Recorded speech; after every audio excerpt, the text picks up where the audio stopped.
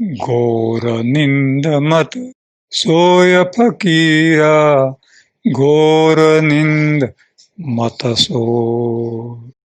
जागे जो वह कभी न सोवे, सोवे नींद न हो।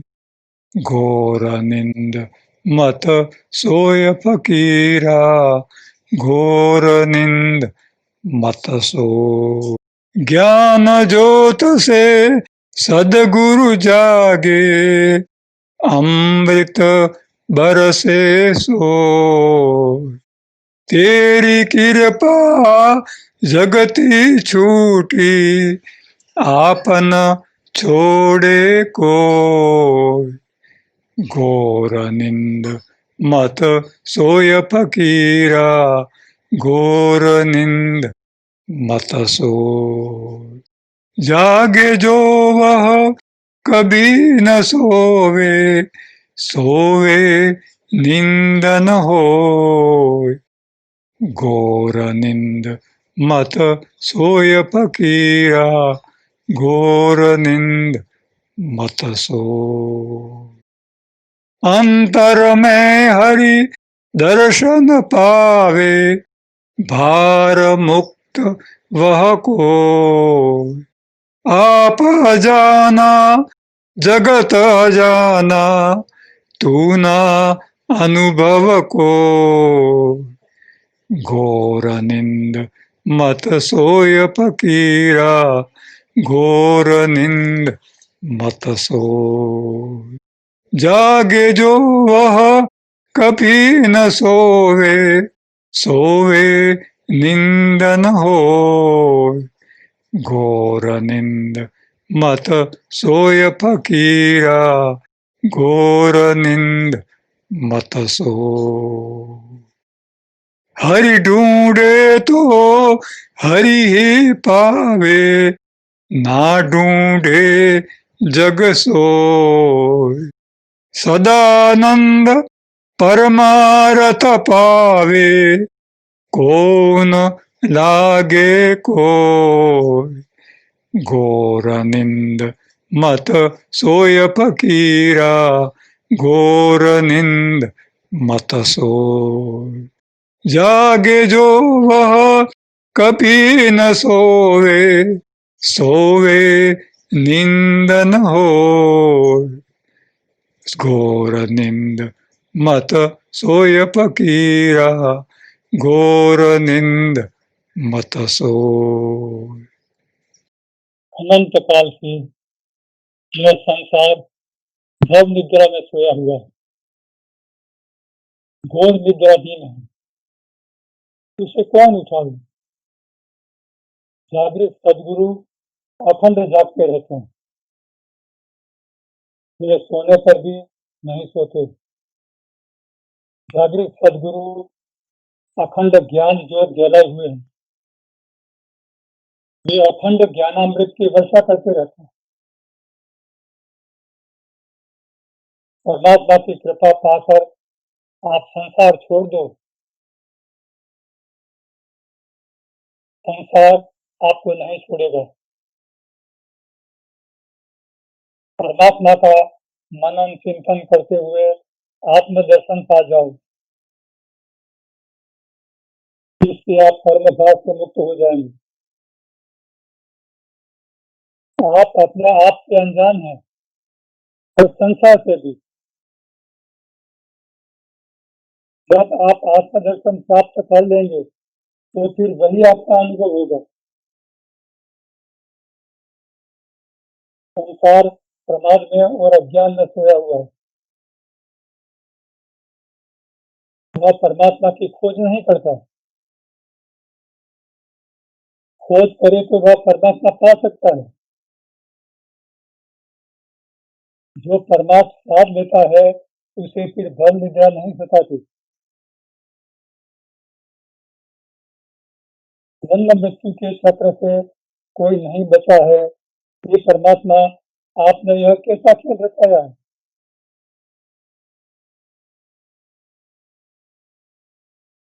जगत क्षण में जन्म पाया और क्षण में मृत्यु पाया।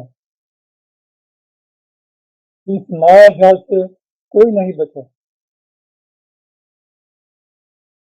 ये मित्र बार बार सत्य मार्ग की ओर उन्मुख हुए हो और बार बार विचलित भी हुए हो।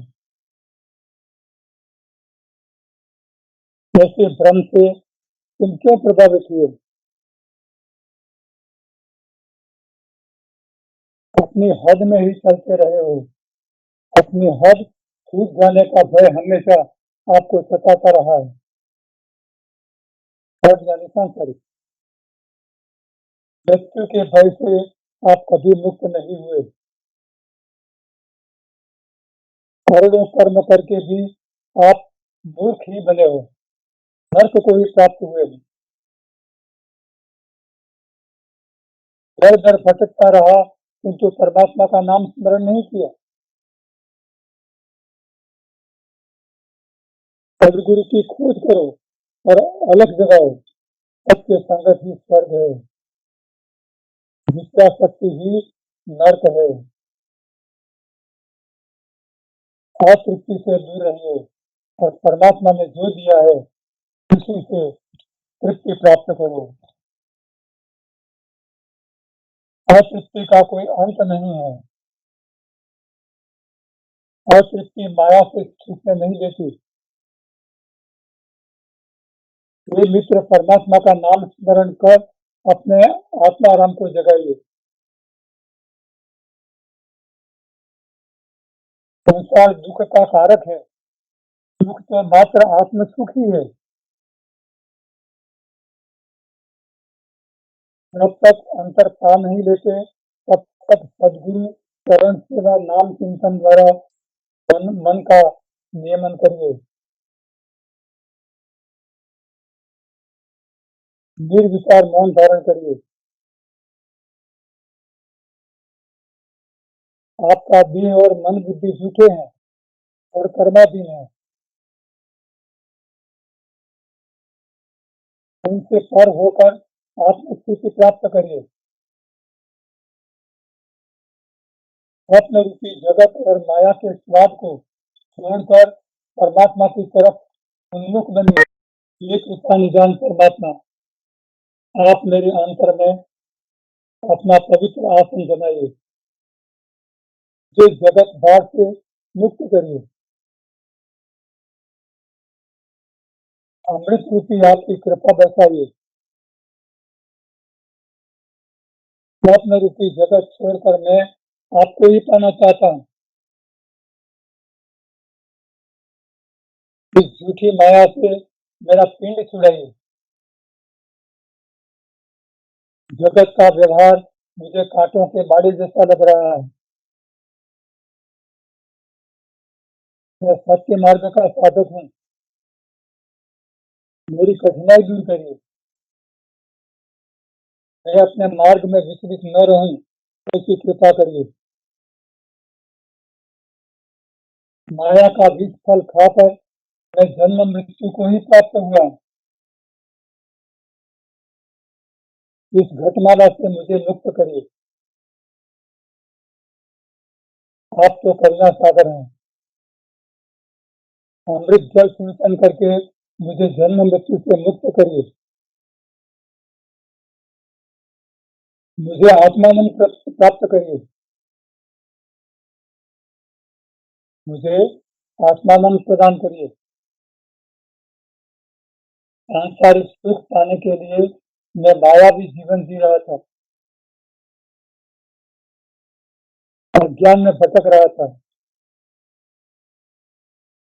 ध्यान समझ में नहीं आता था और मैं क्षण क्षण मृत्यु की ओर जा रहा था। हे परमात्मा, आपने ही मेरी प्रार्थना सुनी, सदगुरु की खोज कराई और मुझे सत्य मार्ग का साधक बनाया।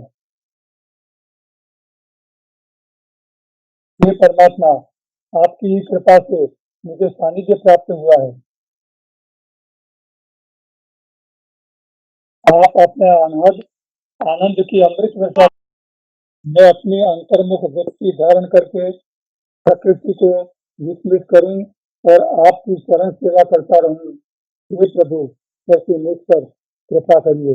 परमात्मा का नाम स्मरण किसी जाति धर्म से जुड़ा हुआ नहीं होगा। राक्षसी वृत्ति वाला दुराचारी अधम मनुष्य को भी परमात्मा का नाम स्मरण स्तुति स्तवन भला लगता है। जीवन में जब मनुष्य बुरे समय में अपना जीवन नष्ट करने को उतारू हो जाता है, तब उसे परमात्मा का नाम स्मरण कर लेना चाहिए। तब विष भी अमृत बन जाता है। जीवन में कठिनाई तो आती ही है, इससे शरीर नहीं होना है। मन मित्र भी है और शत्रु भी है। जो परमात्मा में लीन रहता है वह मित्र है, और जो वासनाओं में लीन रहता है वह आपका शत्रु है। विषय तो भोक्ता को ही नहीं, परंतु विचार करने वाले को भी मार देता है। जो उत्तम है वही दूसरों को दीजिए, और जो अधम है उसे अपने पास रखिए और उसे उत्तम बनाने का प्रयत्न कीजिए। अपने घर आंगन में आया हुआ कोई भी प्राणी परमात्मा का ही स्वरूप है। उसके प्रति अपने अंतर में अनन्य भाव सच्चाइए।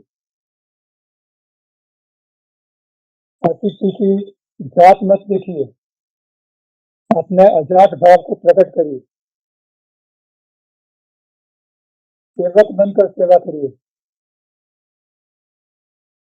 महापुरुष मृत्यु को टालते नहीं है, मृत्यु को सुधारने का प्रयत्न करते हैं।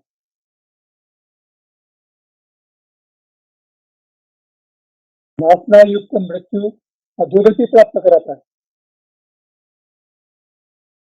क्योंकि वासना रहित मृत्यु मंगलमय बन जाता है। प्रेम मांगिए मत, दीजिए। फिर सुनिए, प्रेम मांगिए मत, दीजिए। प्रेम देने से ही प्रेम मिलता है। प्रेम बांटिए। प्रेम अकेले सेवन करने की चीज नहीं है, यह बांटने से बढ़ता है और आपका कल्याण करता है। सबके साथ प्रेम भाव रखने वाला परमात्मा को प्राप्त कर लेता है। स्वार्थ प्रेम का हनन करता है। दूसरों को सुखी देखने वाला कभी दुख प्राप्त नहीं करता। दुराचारी मनुष्य भी अंतःकरण के सच्चे भाव से दुराचार का त्याग करता है,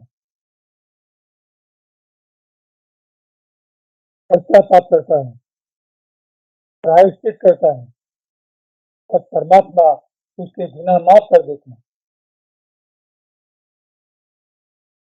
उससे बचा लेते हैं और उसकी रक्षा करते हैं। कर्म ही मनुष्य को सुख सुख देते हैं। कर्म भाव से ही सृष्टि टिकी हुई है।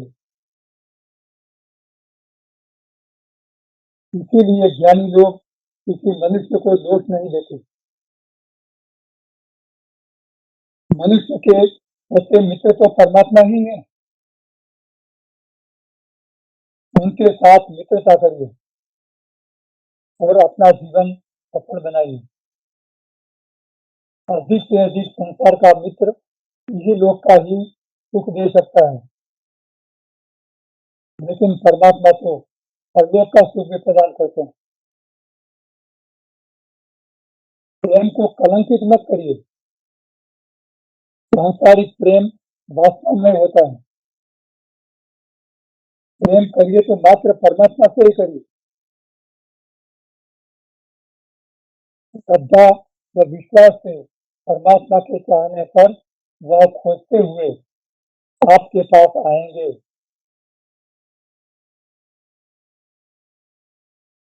आपके सच्चे मित्र इस जगत में परमात्मा ही है। दुराचारी चाहे कितना भी दुराचरण करे, लेकिन कभी अंतर में परमात्मा भाव को आ जाने पर उसका मन बदल जाता है। कभी कभी उसके मन में भी परमात्मा दिखते हैं, उसको अनुभव होते हैं, तो उसका मन बदलने लगता है।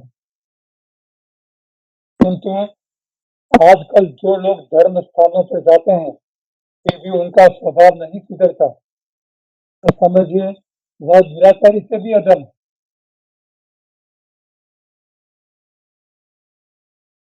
अभिन्न भाव से कर्म में परमात्मा दर्शन करने वाला ही सत्पुरुष, और वही पुरुष परमात्मा को जानने की दृष्टि प्राप्त करता है। अपनी सुंदरता का विचार मत करिए, वही इच्छाओं, आग्रहों व आसक्तियों को जन्म देता है। जगत को अपकीर्ति मृत्यु से भी खराब लगती है, इससे उसके अहंकार का हनन होता है। मनुष्य जन्म से ही माया के अधीन होकर आता है और जीवन भर उसके अधीन रहता है,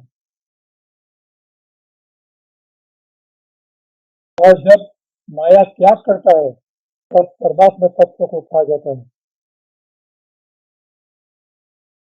और परमात्मा प्रसन्न होकर उसे मुक्ति प्रदान करते हैं। बादल स्वयं समुद्र का खारा पानी पीकर जगत को मीठा पानी प्रदान करता है।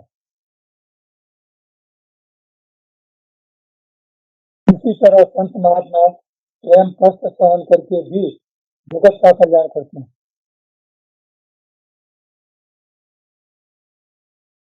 ब्रह्म दृष्टि प्राप्त करिए, निर्वैर हो जाइए। आपका कोई शत्रु नहीं, आप अजात शत्रु हैं। शत्रु तो अपना अनात्म है, राग विषय वेद अहंकार, वो अपना शत्रु है। सारा जगत अहंकार के अधीन है, जीव मात्र अहंकार की कैद में जकड़ा हुआ है। जब तक जीवात्मा काम के अधीन है तब तक वह मुक्ति प्राप्त नहीं करता। संसार मोह माया के कारागृह में बंद है। कोटि कोटि जन्म बीत गए, वह अपने आप मुक्त नहीं हुआ। सदगुरु की शरण शरण ही उसे मुक्त कर सकती है। परमात्मा का नाम चिंतन करने वाले का पतन कभी नहीं होता। जीव जब परमात्मा के लिए तड़पता है तब वह करुणाकलित होकर जीव की तरफ झुकते हैं। जो अनन्य भाव से परमात्मा को सर पर उठाकर घूमता है, यानी अहंकार का त्याग करके परमात्मा का चिंतन करता है, उसके मोक्ष के द्वार खुल जाते हैं, उसके पैरों की बेड़ियां टूट जाती हैं और वह मुक्त हो जाता है। परमात्मा परमानंद स्वरूप है, परमानंद सिवाय अन्य कुछ भी विद्यमान नहीं है। सद्गुणों से जो सबको आनंद प्रदान करता है वह सर्वात्मा है। सर्व का त्याग करना कठिन है, किंतु सर्व में परमात्मा दर्शन करना अधिक कठिन है।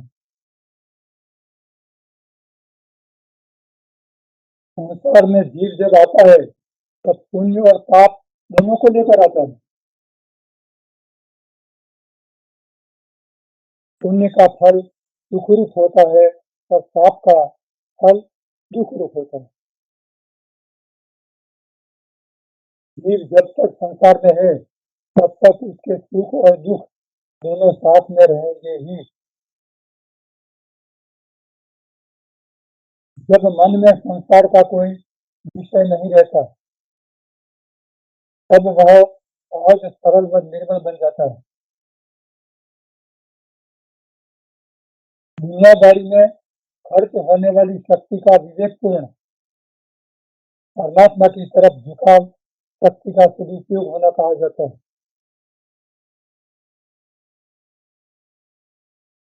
किसी भी सांसारिक कार्य के पीछे शुद्ध भावना हो और उसे परमात्मा को सौंप कर किया गया हो तो वह सब कार्य और उसका परिणाम भी भक्तिमय बन जाता है।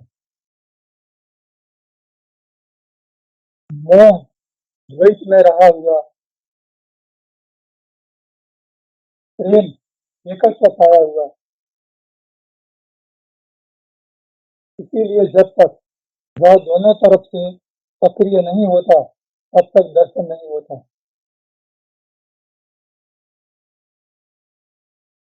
दृश्य और दर्शक दोनों का एक हो जाना होता है। जीव परमात्मा दर्शन करना चाहता है किंतु माया के आवरण उसे रोक लेते हैं, दर्शन होने नहीं देते। माया की दृष्टि अस्थिर होती है, इसीलिए वह दर्शन नहीं कर पाता। दृष्टा व दृश्य एक नहीं हो जाते तब तक मुमुक्षु को तृप्ति का आनंद नहीं होता। सदगुरु अद्वैत के आनंद में मग्न रहते हैं। अंतर में परमात्मा के प्रागट्य के बाद सर्व सुख नगण्य बन जाता है। किसी भी सांसारिक सुख का कोई महत्व नहीं रहता। प्रकाश व अंधकार साथ में नहीं रह सकते। आपके हृदय में काम रहेगा तो परमात्मा का प्रागट्य नहीं हो सकता। काम या इच्छा सबसे साधने वाला परमार्थी सांसारिक मार खाकर भी कभी विचलित नहीं होता, क्योंकि पाप कर्म करने वाला मार खाता रहता है और विचलित भी हो जाता है, रोता है, गिर गिराता है, परमात्मा से प्रार्थना करता है, हे परमात्मा अब मेरा संसार छुड़ाओ, मेरे दुष्कर्म छुड़ाओ। आपका शरीर परमात्मा का दिव्य मंदिर, शरीर मन वचन जब भक्ति रस से आप्लावित हो जाते हैं तब परमात्मा आपके हृदय में जागृत होते हैं। पारलौकिक आनंद छोड़कर जब संसार लौकिक सुख के लिए दौड़ जाता है तो इससे उसका लौकिक सुख भी विकृत हो जाता है।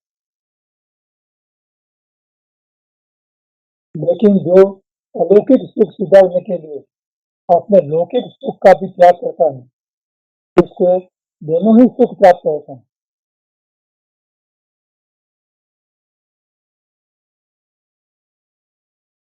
अभिमान की लाठी हाथ से तोड़ दीजिए। यह ऐसी लाठी है जो आपको भी मारती है, दूसरों को भी मारती है। वह अध्यात्म की ओर उन्मुख होने से रोकता है, छोटे मोटे तर्क वितर्क कराता है और अंत में वह अध्यात्म के अपत पथ को छोड़ देता है। इंद्रियों में जब तक वासना रूपी जहर होता है तब तक जीव का भक्ति में मन नहीं लगता। भक्ति में ज्ञान और वैराग्य प्राप्त होता है। इंद्रियों में से वासना का जहर निकलकर उन्हें सत्संग में जोड़ना चाहिए। शरीर भोग में अरुचि और सब सेवा में ढोलक रखनी चाहिए। सत्संग का सेवन करने से इंद्रियां निर्मल बनती हैं। यही निर्मल इंद्रियां रूपी पुष्प परमात्मा को अर्पण करिए। प्रभु सेवा में प्रीति रखिए। भजन कीर्तन मनन चिंतन में परमात्मा को हमेशा सम्मुख रखिए। दूसरों के प्रति ईर्ष्या और डर दोनों को अपनी आंख से निकाल दीजिए। अपने मन से सांसारिक सुख का त्याग करने वाला ही अध्यात्म की सेवा प्राप्त कर सकता है। परमात्मा परम प्रेम का स्वरूप। प्रेम और परम प्रेम के बीच का अंतर समझिए। आत्मीय जनों के बीच का स्नेह प्रेम है और शत्रु, प्रतिस्पर्धी, विरोधी आदि सर्व के साथ का प्रेम ही परम प्रेम है।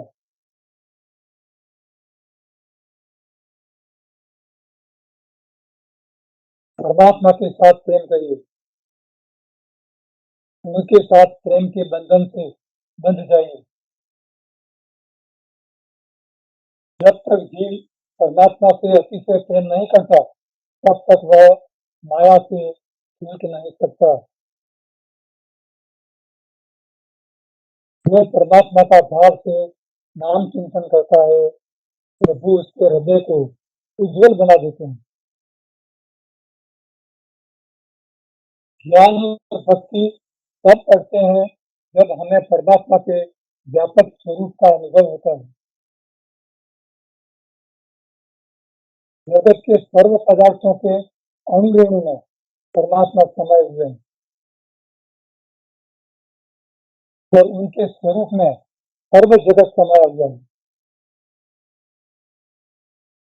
इंद्रियां जब परमात्मा की तरफ झुकती हैं, तब वासनाएं विषयों का प्रभाव बढ़ा देती हैं। वासनाओं के वेग को सहन करने के लिए परमात्मा का आश्रय अवश्य लीजिए। जब इंद्रियां वासनाओं की बरसात करती हैं, तब सत्व गुण को धारण करिए। सत्साहित्य, अंतर्वाणी का सेवन करिए, सत्संग करिए। जीवन में अन्य आधार छोड़कर मात्र परमात्मा का ही आधार लीजिए। शरण में आए हुए की परमात्मा अवश्य ही मदद करते हैं। दुख में से बचाएंगे और आपकी रक्षा करेंगे। अनन्य प्रेम से जो परमात्मा का भजन कीर्तन मनन चिंतन करता है और अपना सर्व उसे सौंप देता है, उसके सारे सांसारिक दुखों से उसे छुड़ाने की जवाबदारी परमात्मा अपने सिर पर लेते हैं।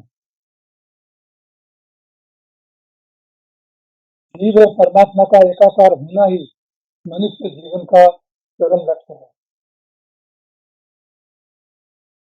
समस्त प्रयत्न करने पर अंत में तो परमात्मा से ही उनकी कृपा के लिए याचना करनी पड़ती है। फिर पूज्य और पूजा करने वाला दोनों ही एक रूप बन जाते हैं। दुख के दुख में परमात्मा का ही सहारा लीजिए।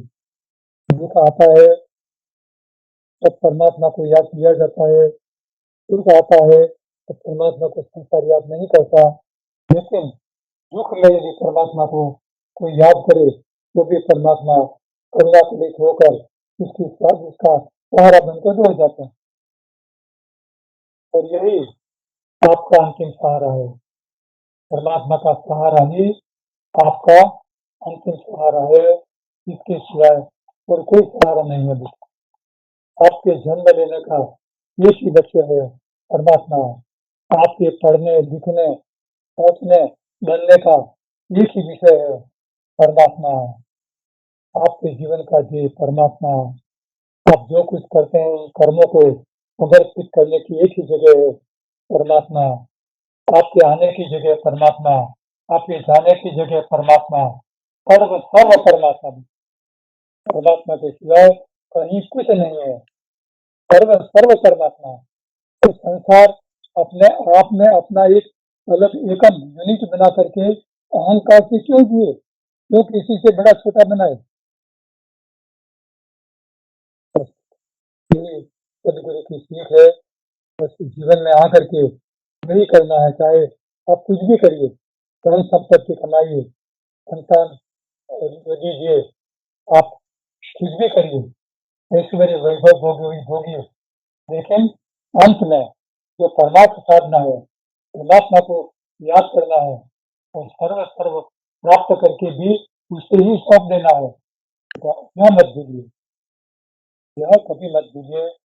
यह सदगुरु के सानिध्य में यह सीख दी जाती है जो आपको आज दी गई है। अब अनंत आम खाओ तू मत बने, कोई नहीं अपना, मान अमान के बीच भी है सदगुरु के साथ। संसार को मान सम्मान अच्छा लगता है, कोई सम्मान करे तो अच्छा लगता है, अपमान करे तो बहुत दुखी होता है, मरने मारने पर तैयार हो जाता है। तो मान और अमान दोनों की भेद रेखा में तो कुछ है ही नहीं, दोनों एक ही चीज है। आपको बुरा लगा वो आपके सोच का विषय है, किसी ने आपका सम्मान किया तो उसकी सोच का विषय है, आपके बीच में कहीं है ही नहीं। फिर क्यों हम मान और अपमान के बीच में इतने परेशान हुए। सदगुरु यही बताते हैं कि आप मान और अपमान दोनों के बीच में रहिए, तटस्थ रहिए। वर्ष 6 मास के प्यास से तू प्यासा मर जाए, ऐसी करनी क्यों करे, तेरा ही सूख जाए। सदगुरु बरसते हैं, सदगुरु बरसते हैं, परमात्मा करुणा और दया बरसाते हैं, अमृत वर्षा करते हैं ज्ञान की, और बादल मीठा पानी बरसाते हैं। तो जिस तरह बादल मीठा पानी बरसाते हैं, तो इस वर्षा में कोई प्यासा क्यों रह जाए। इस तरह सदगुरु की अमृत वर्षा में, ज्ञान वर्षा में ये वंचित कोई क्यों रह जाए। वो ज्ञान प्राप्त नहीं करता जगत, वो प्यासा प्यासा बनता है। जो सदगुरु तो सारे तो सदगुरु जड़े, बिन द्वारे तो अगाध। इस तरह लोहा तपा तपा करके और हथौड़े से चरण पर गांठ गड़ा जाता है, उसी तरह एक मुमुक्षु को तपा तपा करके सदगुरु भी इसका घाट करते हैं। इस तरह एक अनगढ़ पत्थर को ऊंची करने के लिए आंकड़े हथौड़े से बार बार पीटा जाता है, बार बार उसको मारा जाता है। इस तरह सदगुरु एक अनगढ़, एक अज्ञानी, अज्ञानी कोई है नहीं, यह उदाहरण के लिए कहा जाता है। सदगुरु के एक ऐसे शिष्य को सुधारने के लिए सदगुरु कभी मर्म से चोट भी पहुंचाते हैं, उसे सहन कर लेना चाहिए, क्योंकि उसमें भी उसका घाट गड़ा जा रहा है, कहीं न कहीं इसमें उसका भला है। इसी तरह सोने को तपा तपा करके उसका घाट गड़ने से वह किसी गले का अलंकार बन जाता है, बिना घाट गड़े वह किसी अलमारी में ताले में बंद रहता है। भूत भविष्य मत खोज तू, खोज करे तू आज। आदमी भूत और भविष्य में क्यों जीता है, भूत और भविष्य यानी सोच, क्या हो गया और क्या होगा, ऐसी सोच क्यों रखी, क्यों वर्तमान में नहीं जीता। परमात्मा वर्तमान में है, वर्तमान हमेशा आपको परमात्मा की ओर दिखाता है। वर्तमान में रहिए, सारा राज परमात्मा का वर्तमान में छिपा है, भूत और भविष्य मात्र कल्पना है, इसे छोड़ दीजिए। बोझा ढोकर खर भया, लगड़ा ले उठा, खुल खुल कर हाथा गया, पहुंचा न गरमाए। इस तरह एक गधे को बोझा उठा करके, हाँक करके, चाबुक मार करके कुम्हार अपने घर ले जाता है, फिर भी उसको घर नहीं पहुंचाता, तो उसको बाहर ही रखता है, सेवा करने वाले को भी, उसकी मेहनत करने वाले को भी। उसी तरह यह संसार सांसारिक बोझा उठा करके अहंकार का, कर्म का बोझा उठा करके भी अपने घर अंतर में नहीं पहुंचता और बाहर आंगन में जीकर चला जाता है। कई कई जन्म, कई कई जिंदगियां आंगन में जीकर चला जाता है, अपने घर के दरवाजे को नोक नहीं करता कि इस घर में मैं कहाँ हूँ, मेरा इस घर में आसन कहाँ है, मैं कौन हूँ, कहाँ हूँ, यह देखना नहीं चाहता। यह उसकी अज्ञानता, उसके प्रमाद का परिचय है। खुद खुद कर हाथा गया, खुद खुद करके उस गधे को हाँकते हैं, मारते हैं और ले जाते हैं, फिर भी वह बीमार के घर नहीं पहुंचा और अपने घर भी नहीं पहुंचा। उसको बाहर ही रखा गया, ठंड में, गर्मी में, बरसात में, उसे घास आदि दी गई, उसको भूखा रखा गया और उसके भारी काम में लिया गया। यही गति संसार की है, संसार की है। ले देकर छूटा करो, मत उलझन को पाल। सांसारिक कर्म में कहीं न कहीं उलझो मत। लेन है तो ले लो, लेन है तो दे दो, लेन देन पूरी करो, छूटो यहाँ से। क्या है संसार में? यह एक बाजार है। हम कुछ खरीदने के लिए बाजार में आते हैं तो हमेशा यहाँ पड़े नहीं रहते। आए, लेन देन हो गई, चीज खरीद ली, पैसा चुका दिया और चलते बने घर पर। लेकिन संसार पड़ा ही रहता है, पड़ा ही रहता है, अनंत जन्मों तक पड़ा रहता है। इतना आसक्त है बाजार से कि वो जन्म लेता है, मरता है, घूमता है, फिरता है, फिर जन्म लेता है। इस बाजार की इतनी आसक्ति है उसको, क्यों नहीं छोड़ता वो अपने इस बाजार को, लेन देन को क्यों पूरा नहीं करता, क्यों पड़ा रहा है जगत में? करे स्पष्ट वर्तन करे। सदगुरु कहते हैं कि उसको स्पष्ट हो जाना चाहिए। लेन देन हो गई तो पूरा हुआ, भाग हुआ। लेना है तो ले लो, देना है तो दे दो। तो इस असमंजस में पड़े कि क्या लेना है, क्या देना है, पता नहीं चल रहा। इस असमंजस में क्यों पड़े, उलझन में क्यों पड़े? मत फैलावे जाल, जैसे सोच की, जैसे गलत विचारों की, उलझन की माया जाल मत फैलाओ। हमेशा अपने जीवन के कर्म के लेन देन में स्वस्थ रहो। मत फंस तो व्यवहार में, छोटा कर व्यवहार, आप खिलावे खाए कर, मची चढ़ावे भार। संसार में, व्यवहार में कहीं फंसना नहीं है। बस खिलाया है तो खिला दीजिए, यदि वो व्यवहार में खिलाता है तो खा लीजिए, लेकिन कहीं भी भार नहीं चढ़ाना है, भार सर पर नहीं चढ़ाना है। पल पल सांस पिरो पिरो, माला एक बनाए, ज्ञानामृत पाया करे, तेरा आजाद सदाए। सदगुरु कहते हैं कि आपकी एक एक सांस में आपकी मृत्यु और जन्म है। एक सांस में आप जन्म पाए, एक सांस में आप मृत्यु पाए, एक सांस ही आपका आयुष्य है। दूसरी सांस मिली तो मिली, न मिली तो गई। तो एक एक सांस, जिस तरह माला में मोती पिरोते हैं, उस तरह एक एक सांस को परमात्मा के नाम स्मरण से पिरोगे। इसको व्यर्थ मत जाने दीजिए, सांस को ज्ञानामृत पाया करे। इस तरह एक एक सांस में परमात्मा का नाम स्मरण करते हुए ज्ञानामृत पाइए, सदगुरु के ज्ञान का अमृत पाइए। तेरा जाप सजाए, यही आपका जाप है। बोलना जरूरी नहीं, लेकिन चिंतन जरूरी है। चिंतन बहुत ही आवश्यक है। जाने तो जग जान ले, अनजाने तो आप। सकल जगत अनजान है, जान आप ही आप।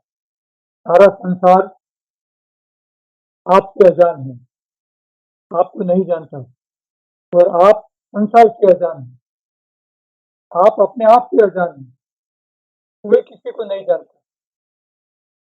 जब आप अपने आप को जानेंगे तो सारी संसार को जान सकेंगे, सारा संसार आपके मुख्य होगा।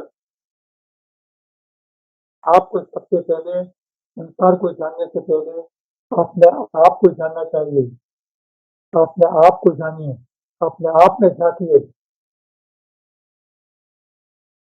जागे परमारथ करे, हरि की महिमा खूब। जाग और तू ठहर जा, अपने में मत डूब। सदगुरु कहते हैं क्षण क्षण परमार्थ करिए, सत सेवा करिए, सदगुरु की सेवा करिए, आध्यात्मिकों की सेवा करिए, आध्यात्मिक साहित्य का मनन करिए, उसका चिंतन करिए, उसका अध्ययन करिए, उसकी महिमा जानिए। इस तरह जागिए और संसार से भव सागर से तैर जाइए। स्वप्न में मत डूबिए। स्वप्न यानी विचार, भूत और भविष्य। भूत और भविष्य आपका स्वप्न है, क्या हो गया और क्या होगा इस बारे में कभी मत सोचिए। यह स्वप्न में आपको डुबो देगा और आप हमेशा एक अधोगति की तरफ जाएंगे। आप संसार सागर तैर नहीं पाएंगे। यही आपका परमार्थ है, यही आपको करना है। बाकी तो जो कर चुके हैं आप, वो हो चुका। अब जो करना है उसमें एक एक कदम पर आपको सावधान रहना है, ठोक ठोक कर कदम रखना है। तो सदगुरु आपके साथ हैं, हमेशा आपके साथ। बस परमात्मा को याद करिए, चिंतन करिए, उसका एक एक सांस का सदुपयोग करिए।